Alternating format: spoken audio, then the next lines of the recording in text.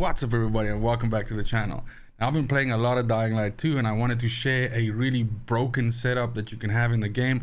I don't think Dying Light 2 is an especially difficult game to play. However, by using this collection of items and this basic setup, I don't think there's anything in the game that can pose any kind of considerable risk, and you can basically just breeze your way through the combat in this game, whether you're fighting actual zombies, bosses, humans, whatever that may be. Now, as usual, if you do find this video useful or you like it in any way, please do consider giving the video a like, subbing to the channel, maybe even sharing the video with a buddy. It really does help the brand grow, and it just means a whole lot to me. But without any further ado, let's jump right in.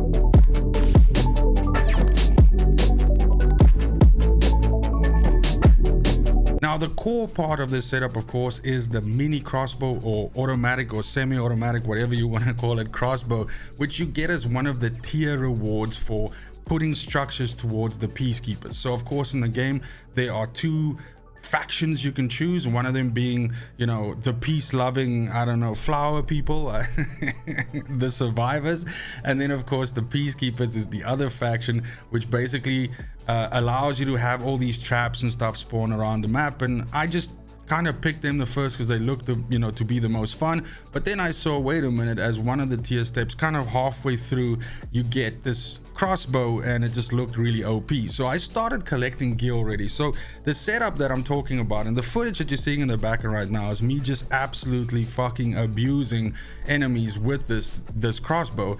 Is essentially that what you need to keep your eye open for is a ranger gear, which has an intrinsic stat on it which boosts your range damage. So some of you might be, thinking to stack tank damage or brawler, or rather tank gear or brawler gear, and you can absolutely do that if you want to use two-handed weapons or one-handed weapons. But if you want to go into this sort of range combat style, then definitely look out for ranger pieces of gear so that you can stack as much of this range damage stat as you can. Now, in the game, just by default, without going to Peacekeepers, you get access to bows. I would say probably about halfway through the story. And these do a lot of damage by themselves. But the point with the crossbow is that, at least in the bows that I found, the crossbow does double the damage. This is just base. Does double the damage that you get from even like a gold bow in the game, like an artifact bow in the game. So definitely it is OP as hell. The bolts itself are very easy to manufacture. They basically require one feather and I think it's one feather and 3 scrap or 5 scrap for 10 bolts, and you can kill basically a boss with 10 bolts.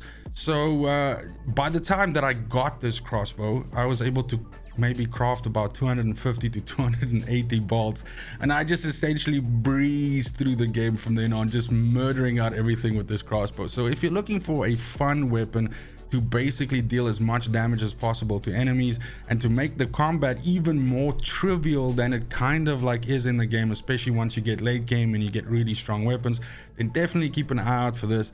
It is a monster. One other quick point as well is, do remember to go into the combat tree and pick up specifically some of the skills which are for bows or range damage itself. The Pierce mod makes a huge difference because this actually means that you can oftentimes line up zombies and hit 3 or 4 in a row with one bolt. Now, one other thing, not only can you make normal crossbow bolts for this crossbow, there's also some other utility bolts that you can make, like things that electrocute and all of that. I haven't even fucked around with that too much because the normal bolts are brutal by themselves. But that's it for the build. That's it for the video. Actually, I just wanted to share this with you guys quickly and for you to see just how evil this crossbow is. Now, I was wondering if there was gonna be a way for you to late in the game, get weapons like ranged weapons in the game, like maybe like in Dying Light 1 we had access to pistols and rifles and shotguns and things like that at some point in the game's development. I can't recall if it was available from day one or if it was DLC that added it later. I sort of like racked my brain, but I couldn't remember. It's too far back.